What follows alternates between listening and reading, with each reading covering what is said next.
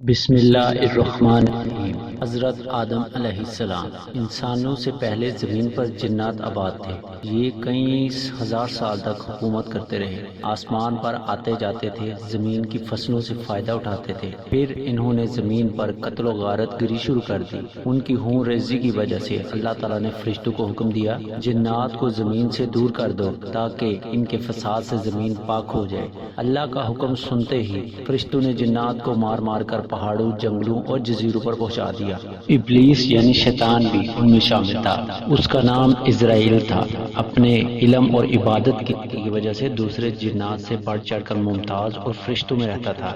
جب جنات کو مار مار کر پہاڑوں وغیرہ میں دھکیل دیا گیا تو یہ فرشتوں کے ساتھ آسمان پر گیا۔ اس نے باری تعالیٰ سے عرض کی، یا باری تعالیٰ، میں اور میری اولاد ان فسادات میں شریک نہیں تھے۔ فرشتوں نے بھی اس کے علم اور عبادات کی وجہ سے اس کی سفارش کی۔ اس طرح یہ فرشتوں کی مار سے محفوظ رہا اور اسے جنگلوں اور پہاڑوں کی طرف دھکیلا نہ گیا۔ اب یہ فرشتوں کے ساتھ رہنے لگا اور اللہ تعالیٰ کی پہلے سے بھی زیادہ عبادت کرنے لگا۔ ساتھ خود کو زمین کا مالک سمجھنے لگا، کیونکہ اور تو کوئی جن رہ نہیں گیا تھا۔ اب اس نے کیا طریقہ اختیار کیا کہ اللہ تعالیٰ جب فرشتوں کو کوئی حکم دیتے تو یہ بھی سن لیتا اور ان سے پہلے لپک لپک کر وہ کام انجام دے ڈالتا یا فرشتوں کے ساتھ اس کام کو انجام دیتا۔ اس طرح آسمان میں فرشتوں کے درمیان اس کی قدر میں اضافہ ہو گیا۔ ان حالات میں یہ امید کرنے لگا کہ اب اللہ تعالیٰ اسے زمین پر اپنا خلیفہ مقرر کر دیں گے۔ پھر اللہ تعالیٰ کا ارشاد فرشتوں تک پہنچا، بے شک میں زمین میں اپنا خلیفہ مقرر کرنے والا ہوں۔ اس ارشاد سے اس نے جان لیا کہ یہ قدر اور منزلت اللہ تعالیٰ اسے نہیں دے گا۔ اس طرح اس میں حسد کا مادہ پیدا ہوا۔ اللہ تعالیٰ نے جنات کو لو والی آگ سے پیدا فرمایا تھا۔ ان حالات میں اللہ تعالیٰ نے حضرت آدم علیہ السلام کو پیدا کرنے کا ارادہ فرمایا۔ اللہ رب العزت نے فرشتوں سے فرمایا، بے شک میں زمین میں ایک خلیفہ پیدا کرنے والا ہوں۔ اللہ رب العزت کا یہ اعلان سن کر فرشتوں نے جان لیا کہ حضرت آدم علیہ السلام اللہ کے برگزیدہ بندے ہوں گے۔ ان کی پیدائش سے پہلے ہی منادی کر دی گئی ہے اور یہ کہ وہ اللہ کے نائب ہوں گے۔ یہاں تک تو انہوں نے کچھ نہ کہا، لیکن جب انہیں معلوم ہوا کہ حضرت آدم علیہ السلام کے خمیر میں شہوت اور غصہ وغیرہ رکھے گئے ہیں تو انہوں نے نہایت انکساری سے عرض کیا، الہی، ایسے شخص کو خلیفہ بنانے کی کیا ضرورت ہے؟ تیری تسبیح کے لیے ہم فرشتے موجود ہیں۔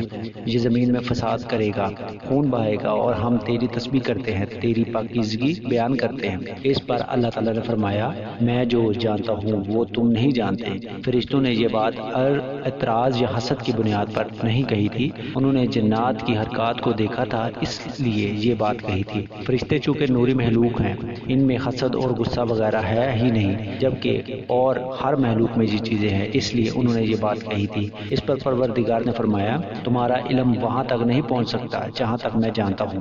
ان میں انبیاء، صادقین، شہداء، عابدین، زاہد، اولیاء اور نیکوکار ہوں گے جو میرے قرب حاصل کرنے والے ہوں گے۔ ان میں علماء اور صالح ہوں گے، پرہیزگار ہوں گے۔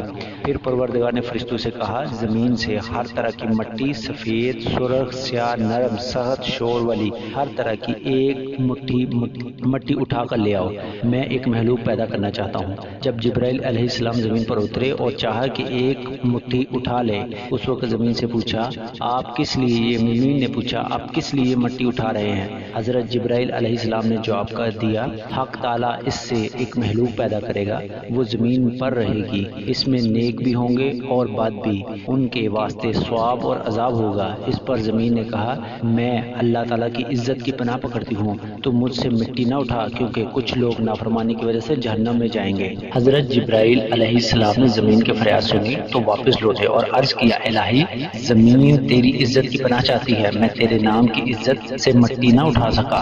اس پر حق تعالیٰ نے حضرت میکائیل علیہ السلام کو بھیجا، وہ بھی اسی طرح زمین واپس آ گئے۔ ان کے بعد اللہ تعالیٰ نے حضرت اسرائیل علیہ السلام کو بھیجا، انہوں نے زمین کی بات نہ سنی اور بولے، میں اللہ تعالیٰ کے حکم کو تیری مرضی پر نہیں چھوڑ سکتا۔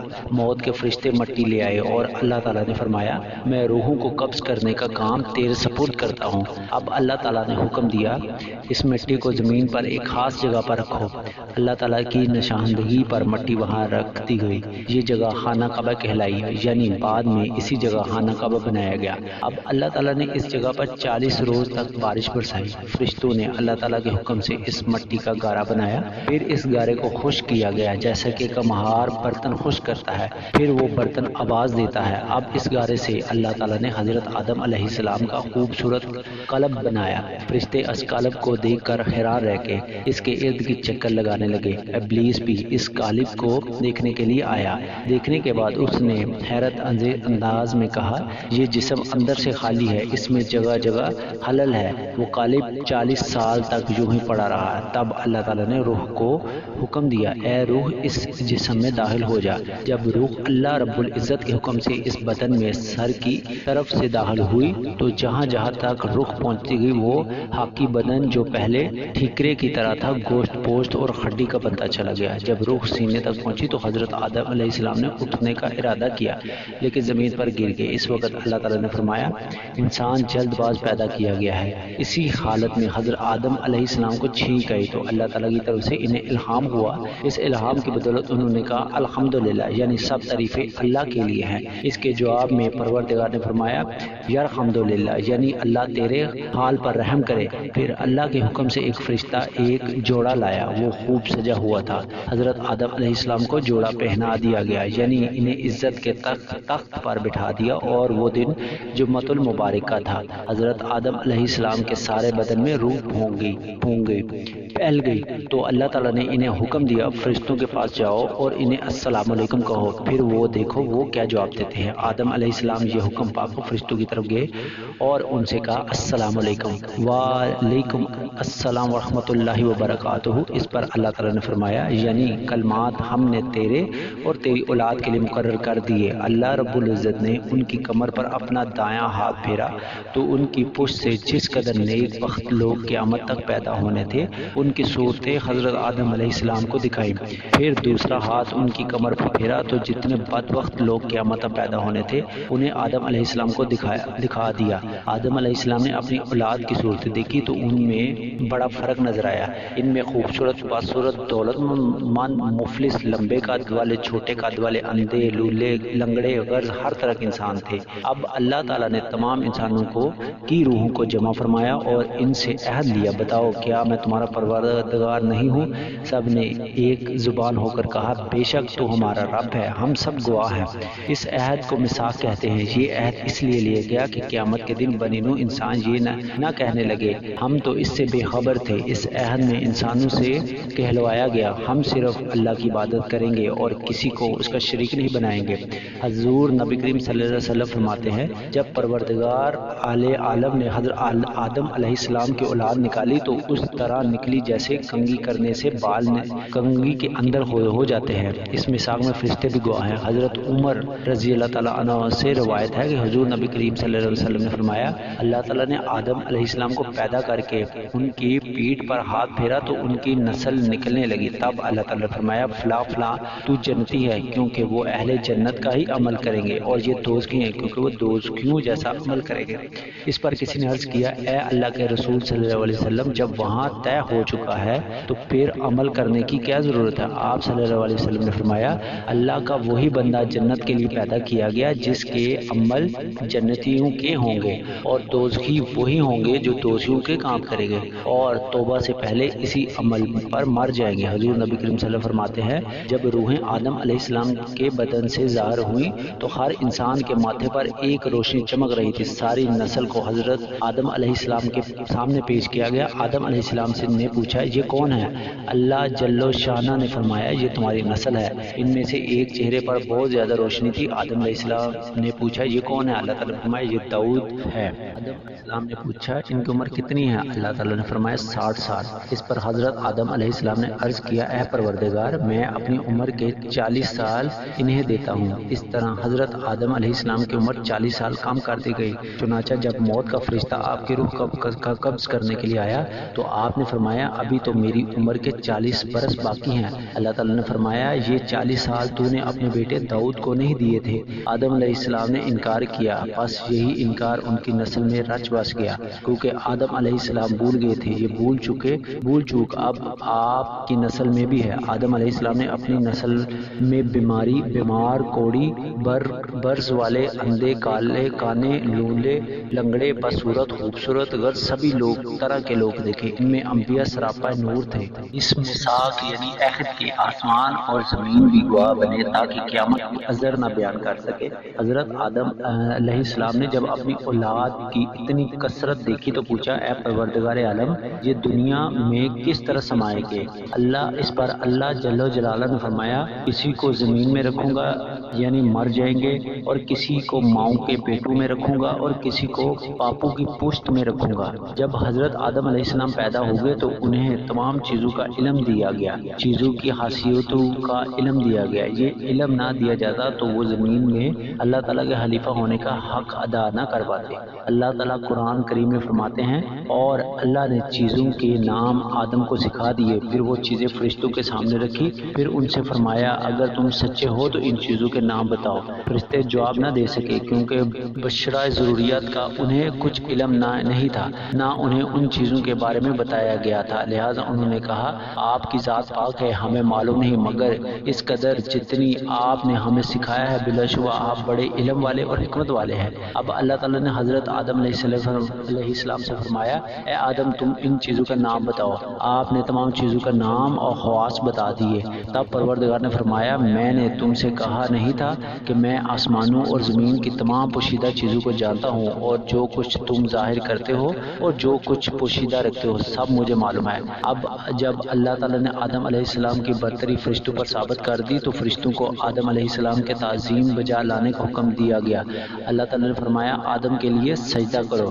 بس جب سب نے سجدہ کیا مگر شیطان یعنی ابلیس نے انکار کیا۔ اس نے اللہ تعالیٰ سے فرمایا، اے ابلیس تو نے سجدہ کیوں نہیں؟ اللہ تعالیٰ نے فرمایا، اے ابلیس تو نے سجدہ کیوں نہیں کیا ہے جبکہ میں نے حکم دیا تھا؟ ابلیس نے جواب دیا، میں آدم سے بہتر ہوں، مجھے آگ سے پیدا کیا گیا اور اسے بجنے والی مٹی سے پیدا کیا۔ اس نے غرور کیا، اللہ کا حکم ماننے سے انکار کیا، چنانچہ کافروں میں سے ہو گیا۔ اللہ تعالیٰ نے اس سے فرمایا، نکل جا اس جگہ سے، بے شک تو بندہ درگاہ ہے، تجھ پر قیامت تک لعنت ہے۔ یہ حکم سن کر شیطان نے کہا، میرے رب، مجھے اس دن تک کے لیے ڈھیل دے کہ جس دن اٹھا جائے،